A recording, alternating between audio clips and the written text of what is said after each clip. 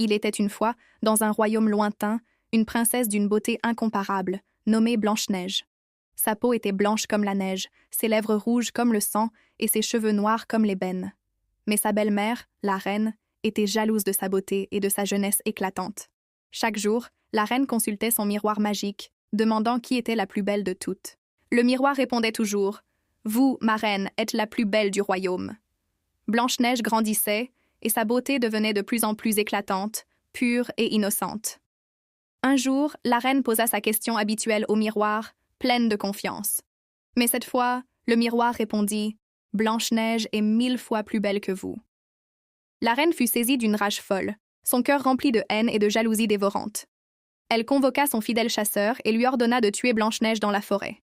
Il devait lui rapporter le cœur de la princesse, comme preuve de son acte cruel. Le chasseur emmena Blanche-Neige au plus profond de la forêt sombre et mystérieuse. Mais, incapable d'accomplir un tel acte, il la laissa s'échapper, le cœur lourd. Pour tromper la reine, il lui rapporta le cœur d'un jeune sanglier. Blanche-Neige, seule et terrifiée, erra longtemps dans la forêt inconnue. Épuisée, elle découvrit enfin une petite maisonnette cachée au milieu des arbres. À l'intérieur, tout était petit et désordonné, mais elle sentit un peu de réconfort. Elle décida de nettoyer et de ranger la maison, espérant y trouver refuge. Plus tard, les propriétaires rentrèrent, 7 petits nains, mineurs de profession.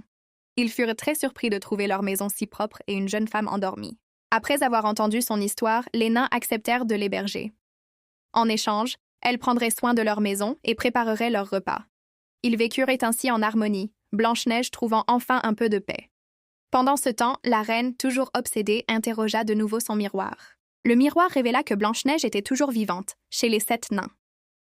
Folle de rage, la reine décida de s'occuper elle-même de la princesse. Elle se déguisa en vieille marchande, son apparence méconnaissable et trompeuse.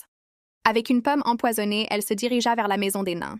Les nains avaient averti Blanche-Neige de ne faire confiance à personne, mais la vieille femme insista, offrant la pomme comme un cadeau amical. Malgré ses doutes, Blanche-Neige mordit dans le fruit rouge et tentant. Elle tomba instantanément dans un sommeil profond, ressemblant à la mort. Les nains, rentrant du travail, découvrirent Blanche-Neige inanimée. Désespérés, ils ne purent la réveiller, malgré tous leurs efforts. Ils la placèrent dans un magnifique cercueil de verre, au milieu de la forêt. Les animaux de la forêt vinrent aussi pleurer la princesse endormie. Un prince charmant, passant par là, fut captivé par sa beauté éternelle. Il tomba instantanément amoureux de la princesse, même dans son sommeil. Avec l'aide des nains, il décida de transporter le cercueil vers son château. En chemin, un faux pas fit trébucher les porteurs du cercueil. Le morceau de pomme empoisonné se délogea de la gorge de Blanche-Neige. Elle ouvrit les yeux, se réveillant de son long et profond sommeil. Le prince, fou de joie, l'aida à sortir du cercueil de verre. Ils tombèrent amoureux et le prince la demanda en mariage. Blanche-Neige accepta, et ils se marièrent dans une grande célébration. La reine maléfique fut punie pour sa cruauté et sa jalousie. Blanche-Neige et le prince vécurent heureux pour toujours dans leur royaume. Leur amour et leur bonté illuminèrent le royaume pour les années à venir.